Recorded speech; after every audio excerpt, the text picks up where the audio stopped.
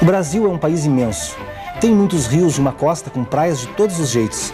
Por causa do clima tropical e temperado daqui, existem animais e plantas de várias espécies. Nós, brasileiros, somos uma mistura de índios, negros, europeus e asiáticos. A nossa origem e os fatores geográficos do nosso país fizeram com que a cozinha brasileira variasse bastante de uma região para outra. Olha só, quando os europeus chegaram na Amazônia, tiveram que se adaptar à cultura indígena. Passaram a andar nus e a dormir em redes. Com pouco espaço para plantar ou criar animais, tiveram de se adaptar aos peixes de rio, raízes e frutas tropicais. Tudo muito natural e com poucos condimentos. Até hoje, a Amazônia preserva a cultura indígena na sua culinária. Os petiscos são à base de bolinhos de peixe e as sobremesas aproveitam frutas como o cupuaçu, o açaí e a castanha do Pará. Com a influência europeia, essas frutas tomaram formas de cremes, pudins, sorvetes, biscoitos e bolos. A cozinha nordestina é de resistência. Acostumado aos longos períodos de seca, o povo desenvolveu técnicas para armazenar provisões. Daí vem a famosa carne de sol, que é conservada com sal.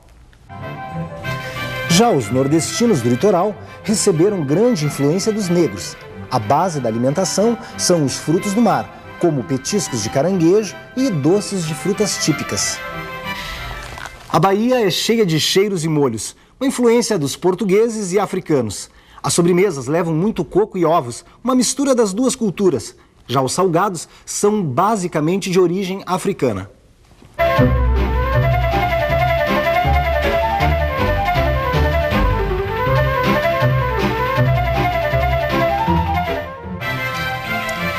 Na hora de substituir nas receitas o coco ralado fresco pelo coco ralado seco, é preciso atenção. O resultado só vai ser o esperado se for usada metade da quantidade pedida. Mas vamos continuar com as nossas histórias. Olha, os mineiros adoram tomar café com uma mesa bem farta e variada. Bom, tem prato de todo jeito. Bom, o pessoal lá de Minas é famoso pelas sobremesas de queijo com melado, as broas de milho e todas as sobremesas feitas com leite. A história da culinária mineira começou com a descoberta das minas de ouro, ferro e pedras preciosas na região. A comida que os aventureiros levavam quando iam em busca de fortuna era pouco variada, mas a necessidade fez com que fossem criados novos pratos. Para isso, usaram feijão, milho, carne de sol e derivados do porco, que eles carregavam já defumados. Os doces secos que podiam durar mais tempo eram os preferidos, como a rapadura, as cocadas, os pés de moleque e o melado. Com o fim da mineração, começaram a surgir as fazendas de criação e de cultivo.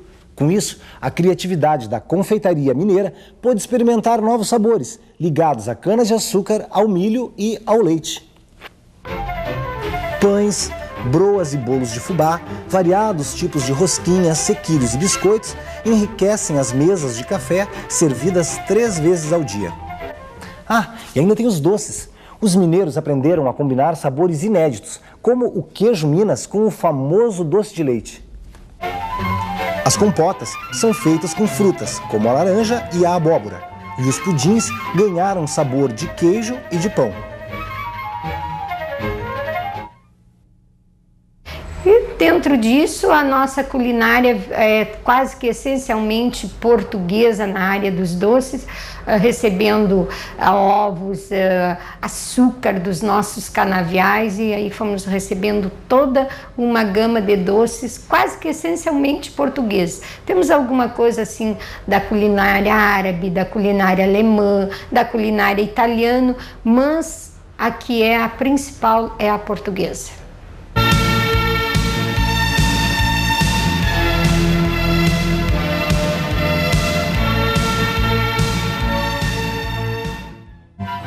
A palavra quitute, que é usada para definir alguma delícia culinária, vem de quitanda. Nas Minas Gerais do século XIX, as confeiteiras apresentavam seus produtos em cima de tabuleiros, conhecidos como quitandas.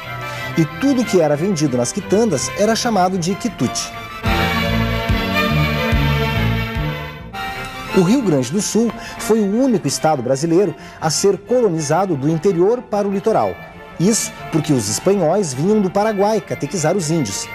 Foi com esse trabalho que eles conheceram pratos feitos com raízes, batata doce, amendoim e muita caça assada em braseiros, sem sal e mal passada. Mas eles também contribuíram para a culinária. Trouxeram vários cereais para a região, além de touros e carneiros. Depois dos espanhóis, vieram os portugueses e, bem mais tarde, os alemães, os italianos, os judeus e os poloneses. Com isso, a culinária no Rio Grande do Sul ganhou os sabores de todas essas culturas. E aí surgiram sobremesas para todos os gostos. Arroz doce com canela em pó, balas de mocotó, ambrosia, pudins de laranja, sagu de vinho com molho de baunilha e cucas doces de todos os tipos.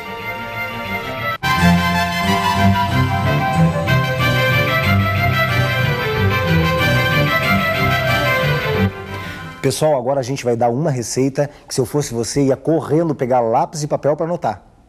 As cucas são herança dos imigrantes alemães e hoje nós vamos ensinar como fazer esse tipo de quitute. Vamos aos ingredientes?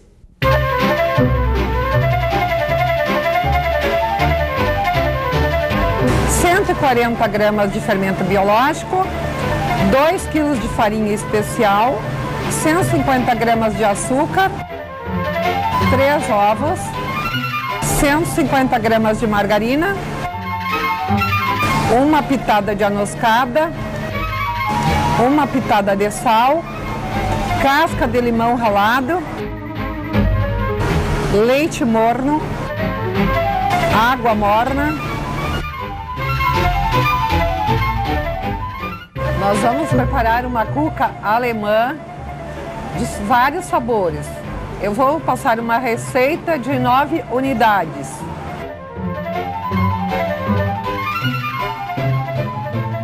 Vamos começar pela massa da cuca. Os ingredientes já foram. O modo de fazer, de montar ela. Nós colocamos na batedeira a farinha, o açúcar, a manteiga, o sal, o leite, a água morna, todos os ingredientes. Deixamos bater na batedeira por 15 minutos. Após dando 15 minutos, a massa já está bem, num ponto bem macio. O segredo aí, levamos o fermento, a raspa de limão e a noscada no final, para não tirar o sabor. E um dos segredos para a massa ficar bem leve, nós temos que colocar 8 minutos antes de terminar a massa, o fermento biológico. Porque se nós colocarmos o fermento antes, a mecânica vai queimar o fermento e ela não vai dar o crescimento, o rendimento necessário. Ela vai ficar uma cuca socada, não fofinha. É colocada ela descansar 5 minutos a 8 na mesa, para nós depois levarmos à forma. Uma dica especial, a forma deve ser montada com manteiga, não usar qualquer tipo de gordura, que esse tipo de gordura passa na massa um sabor que não é nada agradável. Então esse cuidado a gente sempre deve ter um pouquinho. O que é a farofa da cuca? A farofa da cuca nós temos que usar uma parte farinha de trigo, uma parte no açúcar cristal de preferência, porque é um açúcar mais granulado, mais graúdo, ele não se dilui tão fácil e ele não deixa dar uma cor morena na cuca, pelo grão dele que é mais graúdo. E se usa a manteiga sem sal, e procura amassar a manteiga com o açúcar e a farinha, não forçando muito com a mão, indo mais leve com a mão. Se você usar apertando muito a mão, ela vai ficar uma farofa esfarelada, sem vista bonita, sem aquela apresentação fina do balcão de tu comer com os olhos. Então, a partir daí, tu vai colocar uma canela para dar um sabor melhor, uma raspinha de limão. Segredos principais: nós dobrarmos bem a massa, levando na forma untada com manteiga, fazer uma dobrinha nela como uma caixa e levando ela à lata. A partir do momento que ela estiver na lata, se passa uma clara de ovo, que é um segredo muito importante para a colocação da fruta. Deixando essa clara, a fruta jamais vai descolar da cuca. Daí tu coloca a farofa antes de levar ao forno, no crescimento dela. Deixa ela descansando por 15 minutos, 20 no crescimento, com a farofa e as frutas em cima já. O segredo é um forno não muito alto, com uns 25 a 30 minutos de forno, que ela sai, a massa dela com a consistência bem maçudinha, perfeita no passar faca e saborear. É muito bom saber a origem da culinária dos estados brasileiros. Mas a gente falou tanto em doce no programa de hoje que me deu uma vontade. Tchauzinho, hein?